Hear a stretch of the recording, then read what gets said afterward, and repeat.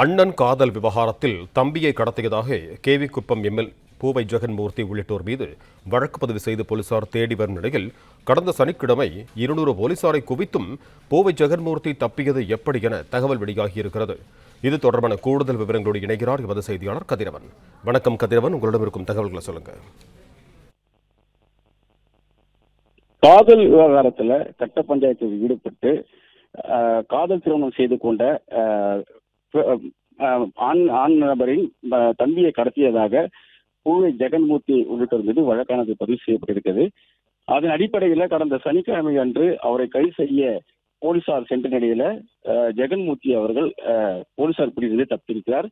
குறிப்பாக போலீசார் வருவதை அறிந்து கொண்டு அவர் ஒரு துக்க நிகழ்ச்சியில் கலந்து கொண்டிருந்ததாகவும் அங்கிருந்தே போலீசார் கண்காணித்த போதிலும் போலீசார் தங்களை கைது செய்ய விடுவார் என்று வீட்டிற்குள் சென்று பின் வாசல் வழியாக தப்பி சென்றதாகவும் தகவலானது வெளியாகியிருக்கிறது. குறிப்பாக திருவள்ளூர் மாவட்டம் திருவாலங்காடு அருகே களப்பாக்கம் கிராமத்தை சேர்ந்த தனுஷ் சென்னையில தனியார் நிறுவனத்தில் பணி செய்து வருவதாகவும் இவருக்கு தேனி மாவட்டத்தை சேர்ந்த இளம்பெண் விஜயஸ்ரீ என்பவருடன் இன்ஸ்டாகிராம் மூலமாக நட்பு ஏற்பட்டு பிறகு அது காதலாக மாறியதாகவும் கடந்த மாதம் 15ஆம் தேதி வீட்டிலிருந்து வெளியேறி இருவரும் பதிவு திருமணம் செய்து கொண்டு தலைமுறையாக வாழ்ந்து வருவதாக கூறப்படுகிறது. இந்த நிலையில்தான் தேனி மாவட்டத்தை சேர்ந்த அந்த பெண்ணின் குடும்பத்தினர் வந்து ஒரு புகார் ஒன்று ஏற்கனவே கொடுத்திருந்தாகவும் விஜயஸ்ரீ குடும்பத்தின் அரசியல் திருமணம் இருப்பதாக கூறப்படும் நிலையில உயிருக்கு பயந்து காதல் ஜோடி தொடர்ந்து தலைமுறைவாக இருந்ததாகவும் தெரிவிக்கப்பட்டிருக்கிறது.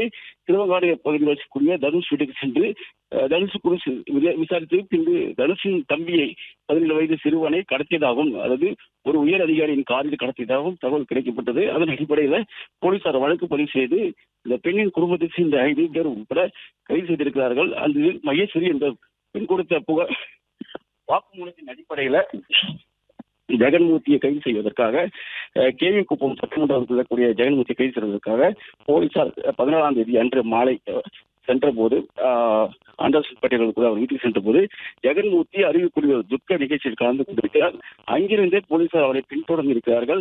காவல் சீருடையில போலீசார் வந்து ஜெகன்மூர்த்தி வீட்டுக்கு வருவதை அறிந்த ஆதரவாளர்கள் சுமார் 500க்கும் மேற்பட்ட திரண்ட நிலையில போலீசாரும் 300க்கும் மேற்பட்ட திரண்டிருக்கிறார்கள். போலீசார் வருவதை அறிந்து கொண்டு ஜெகன்மூர்த்தியார் வந்துட்டு போலீஸ் பிடியிலிருந்து தப்பியதாகவும் வீட்டுக்கு வருவது போல போக்கு காட்டி பின்பு வாசல் வழியாக அவர் தப்பி சென்றதாகவும் தகவல் அது கிடைக்கப்பட்டிருக்கிறது.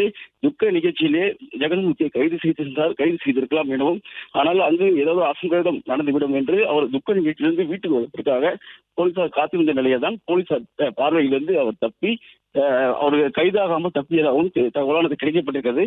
தற்போது இது குறித்து உயர் அதிகாரிகள் ஜெகன்மூர்த்திக்கு யாராவது காவல்துறையிலிருந்து தகவல் கொடுத்தார்களா என்ற விதத்திலும் விசாரணைகளை நடத்தி வருவதாகவும் அதே போல துறை ரீதியான விசாரணைகள் மேற்கொண்டு வருவதாகவும் தகவல் வந்து கிடைக்கப்பட்டிருக்கிறது. நன்றி கதிரவன், உங்க தகவல்களுக்கு. பிளே ஸ்டோர் மற்றும் ஆப் ஸ்டோரில் இருந்து பாலிமர் செயலியை QR கோடு மூலம் பதிவிறக்கம் செய்யுங்கள். செய்திகளை உடனுக்குடன் பெறுங்கள்.